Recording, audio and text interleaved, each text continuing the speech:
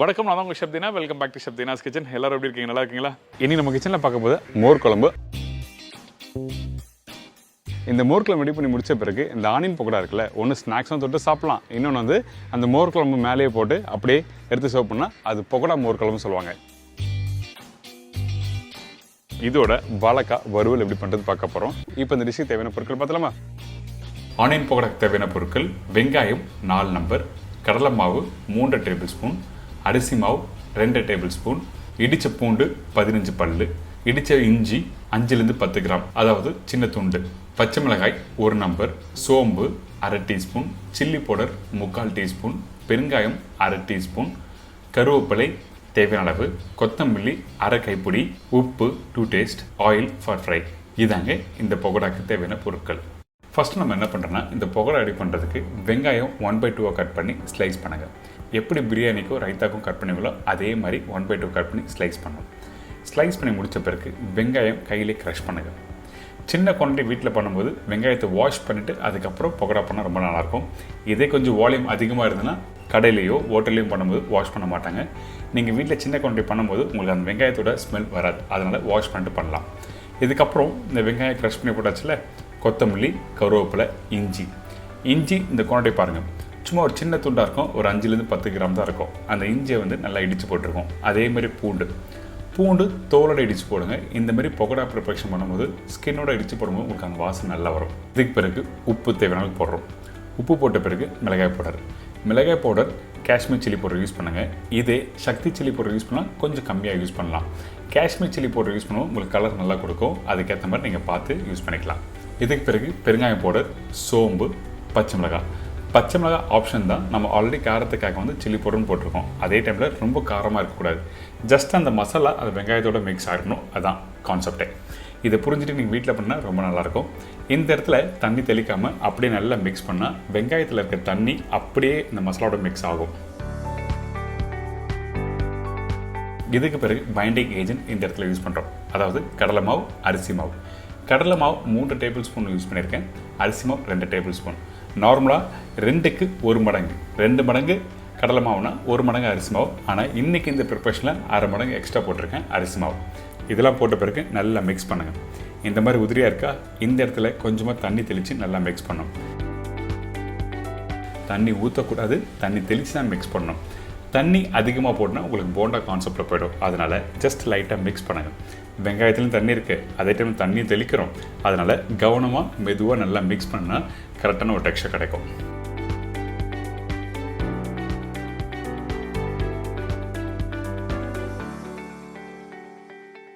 அந்த வெங்காயம் அந்த மாவு எல்லாம் ஒன்றோட ஒன்று ஒட்டியிருக்கும்.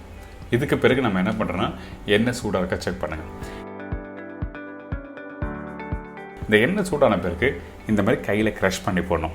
கையில் க்ரஷ் பண்ணி போட்டால் தான் உங்களுக்கு வந்து அந்த பக்கோடா வந்து கொஞ்சம் கெட்டியாக இருக்கும். இல்லை அப்படியே நீங்கள் அப்படியே போட்டிங்கன்னா உங்களுக்கு என்ன ஆகுனா, சில பக்கோடா ரொம்ப பெருசாக இருக்கும், சில வந்து அந்த வெங்காயம் மட்டும் ஃப்ரை ஆகும். அந்த வெங்காயம் ஃப்ரை ஆகும்போது என்ன வேணால் தீஞ்சு போனால் அந்த டேஸ்ட் வந்துடும். அதனால் ஈவனாக கையில் க்ரஷ் பண்ணி போடணும். நான் இன்னொரு வாட்டி ஃப்ரை பண்ணுறேன், அப்போ பாருங்கள்.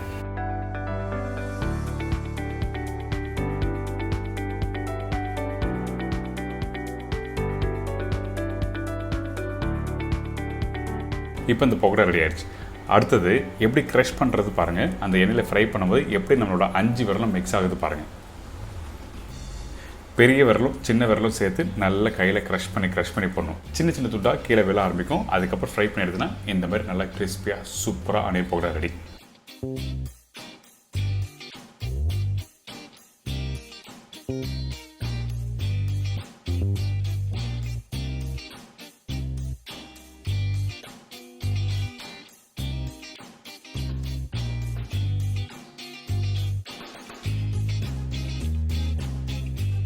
இது தொடர்ந்து மோர் குழம்பு எப்படி பண்ணுறது பார்ப்போம்.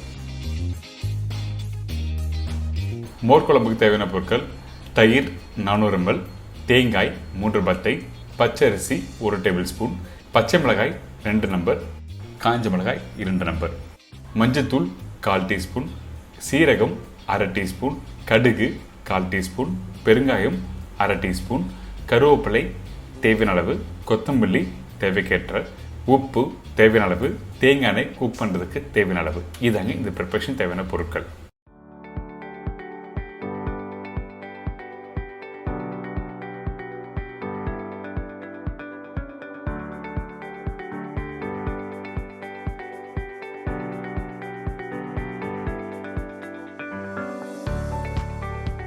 தயிர் திரியாக இருக்கக்கூடாது, அதனால தான் நல்லா பீட் பண்ணு சொல்கிறேன்.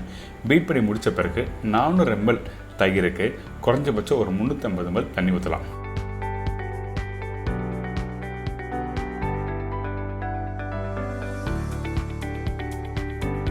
தண்ணி ஊற்றின பிறகு இந்த மாதிரி மோராக ரெடி ஆகிடும். அதுக்கப்புறம் கையில் எடுத்தினா இந்த மாதிரி டெக்ஸ்டரில் கரெக்டாக வரணும்.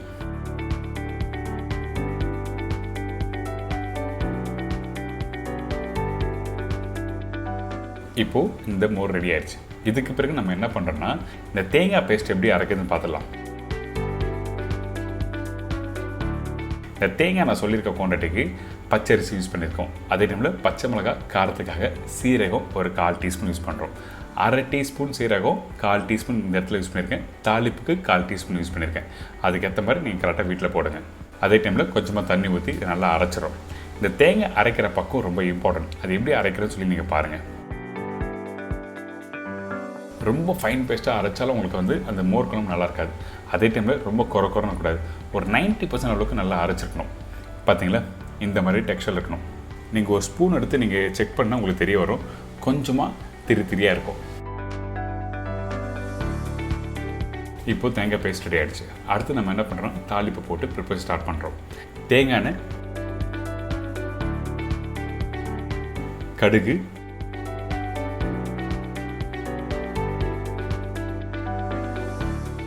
சீரகம், பச்சை கருவேப்பிலை, பச்சை மிளகாய், காஞ்ச மிளகாய். இந்த காஞ்ச மிளகாய் உடைச்சி போட்ட பிறகு கொஞ்சம் மஞ்சத்தூள், பெருங்காயம் போடுறோம். இந்த இடத்துல அடுப்போட ஃப்ளேம் மீடியம் ஃப்ளேமில் இருக்கணும். ஏங்கிட்டனா மஞ்சத்தூள் போட்ட உடனே உங்களுக்கு கருக ஆரம்பிச்சிடும். அதனால் ஸ்லோ ஃப்ளேமில் வச்ச பிறகு மஞ்சத்தூள் போட்டு நல்லா மிக்ஸ் பண்ணிவிட்டு அரைச்சி வச்சுருக்க இந்த பேஸ்ட்டை இதில் ஆட் பண்ணுறோம். இந்த பேஸ்ட்டை போட்ட பிறகு குறைஞ்சபட்சம் ஒரு 5 நிமிஷம் நல்லா வதக்குங்க.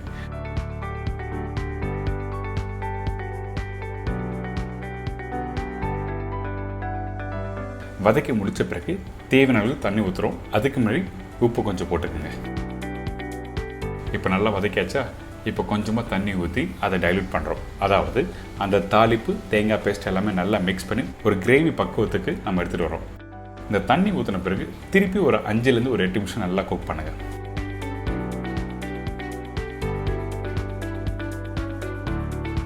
குக் பண்ணிங்கன்னா அந்த பச்சை வாசனை போயிடும்.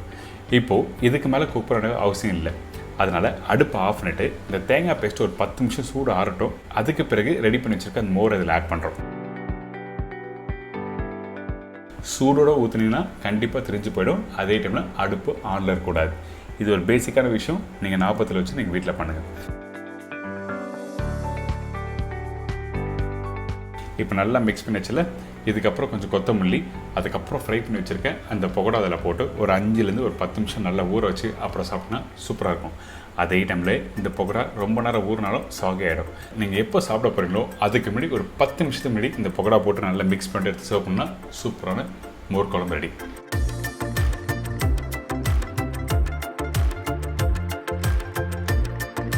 இது தொடர்ந்து வாழைக்காய் வறுவல் எப்படி பண்ணுறது பார்க்க போகிறோம்.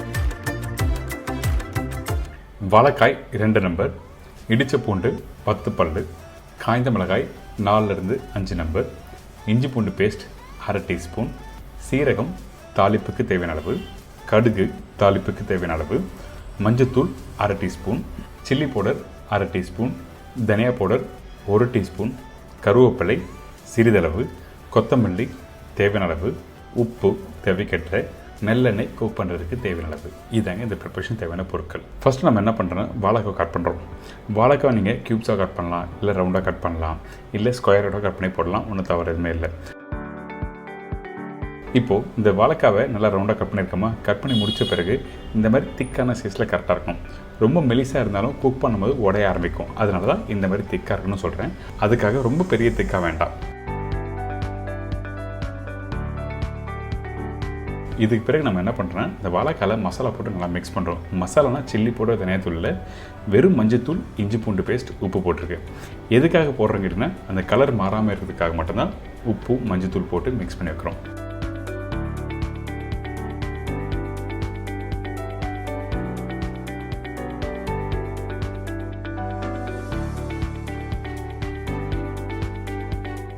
இதுக்கப்புறம் நம்ம என்ன பண்ணுறோம், தாளித்து அந்த வாழைக்காய் இதில் போட்டு குக் பண்ண போகிறோம். அது எப்படி பண்ணுறது பார்ப்போம். ஃபஸ்ட்டு எண்ணெய் ஊற்றிருக்கோம்.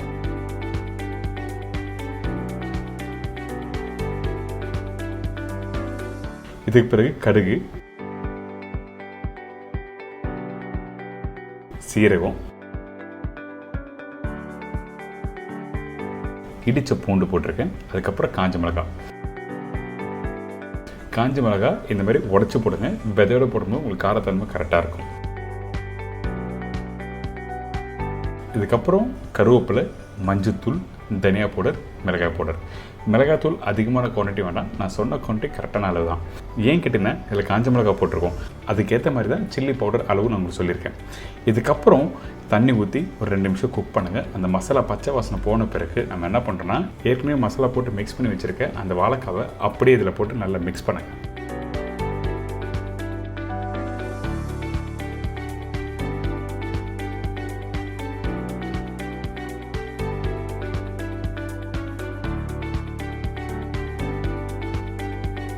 மிக்ஸ் பண்ணி முடித்த பிறகு தேவையான அளவுக்கு தண்ணி தெளித்து இதை குக் பண்ண ஆரம்பிக்கிறோம்.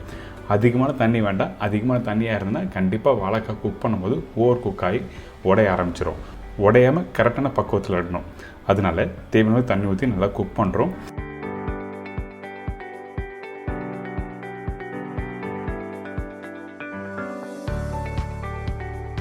இந்த மாதிரி நல்லா குக் பண்ணி முடித்த பிறகு ஃபைனலாக கொத்தமல்லி போடுறோம். மிளகுத்தூள் போட்டு நல்லா மிக்ஸ் பண்ணிவிட்டு அடுப்பை விட்டு இறக்க வேண்டியதான். Simple recipe. காய் வெந்த பிறகு தான் நம்ம மிளகுத்தூள் போட்டிருக்கோம். அதே டைமில் வெல்டன் கரெக்டான ஒரு 95% அளவுக்கு நீங்கள் மிளகுத்தூள் போட்டு மிக்ஸ் பண்ணி எடுத்தீங்கன்னா இந்த மாதிரி பக்குவத்தில் இருக்கும். அதே டைமில் இந்த வாழைக்காய் வேகிறதுக்கு முன்னாடி மிளகுத்தூள் போடாது. மிளகுத்தூள் போட்டு ரொம்ப நாள் குக் பண்ணால் கண்டிப்பாக கசப்பு தன்மை வரும். அதாவது சூடாக சாப்பிடும்போது ஒன்றும் தெரியாது. சூடு ஆறின பிறகு நீங்கள் சாப்பிடும்போது கண்டிப்பாக லைட்டாக கசப்பு தன்மை வரும். அதனால் வெந்த பிறகு கடைசியாக போட்டு நல்லா மிக்ஸ் பண்ணி எடுத்து சாப்பிட்டீங்கன்னா ஒரு சூப்பரான வாழைக்காய் வறுவல் ரெடி.